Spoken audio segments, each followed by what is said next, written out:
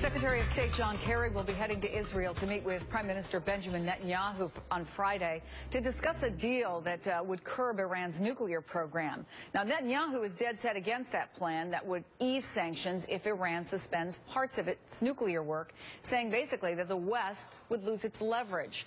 But on Morning Joe, U.S. Ambassador to the UN Samantha Power said it's a good start. It is something that would halt progress on their program, which is what we seek. It would enhance verification and transparency. This is a regime we do not trust any more than the Israelis trust this regime. So to imagine down the line being able to go from 0 to 60 without some kind of first step, I think is unrealistic. I mean, that has been Benjamin Netanyahu's point. You can't trust them. Let me bring in Congressman Dan Kildee, who is a Democrat from Michigan. Good to have you here. Thank you. Is Samantha Power right? Is this at least a good first step? I think it has to be. We need to allow these negotiations the space to work.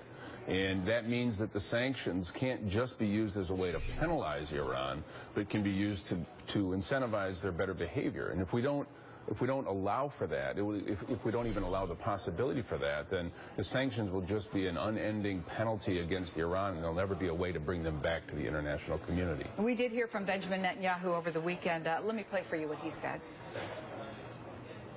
You do a bad deal, you may get to the point where your only option is a military option. So a bad deal actually can lead you to exactly the place you don't want to be. I think if you want a peaceful solution, as I do, then the right thing to do is ratchet up the sanctions. Are you worried about the possibility that the only option would be a military one? Well, I think we need to avoid that at all costs. That would be devastating to the region and destabilizing really across the globe. The thing that where I may disagree with the Prime Minister is that there would be nothing that would prevent us from ratcheting up the sanctions. Much more difficult to get out of a military situation in and out than it is to simply ratchet back up economic sanctions if in fact we find that the Iranians are not being genuine players in this and they're not living up to whatever agreement might be struck. And in the middle of all this, in a very real way, is someone you've been fighting for. It's a former Marine, and he was arrested in Iran. He was convicted of being a spy. Where does that stand now? Well, he's still being held in prison. He's a constituent of mine from Flint, Michigan. Amir Hekmati is his name. And what I have been asking the Iranians to do is to consider releasing Mr. Hekmati as a genuine, tangible gesture that demonstrates that they're serious and they're willing to rejoin the international community. He's a political prisoner being held in Iran. He's been there for over 2 years. One way for them, the Iranians, to demonstrate that they're serious is to free Amir Hekmati and let him come home. That would be a step toward the international community, and I think a tangible one. And I can't let you go without asking you about Detroit. I was there when they declared bankruptcy, and a decision is expected any day now whether or not they're eligible.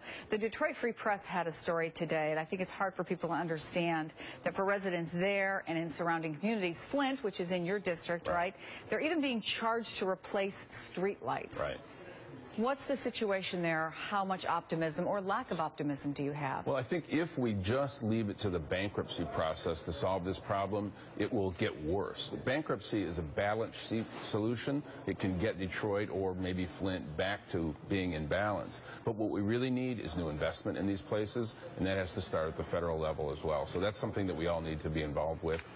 Unfortunately, that hasn't been the history of this country. We haven't invested in our older cities as they try to find their way to the new economy. And I was kidding you, but not really kidding you. You've been in office a year now. Is this what you got into it for? I mean, it's tough in Washington. It's really tough. I felt like I was sent there to legislate and to fix problems, and we need partners on both sides of the aisle to do that, and unfortunately right now we don't have that. Congressman Kildee, it's good to see you in person. Thanks so much for coming by. Thank you.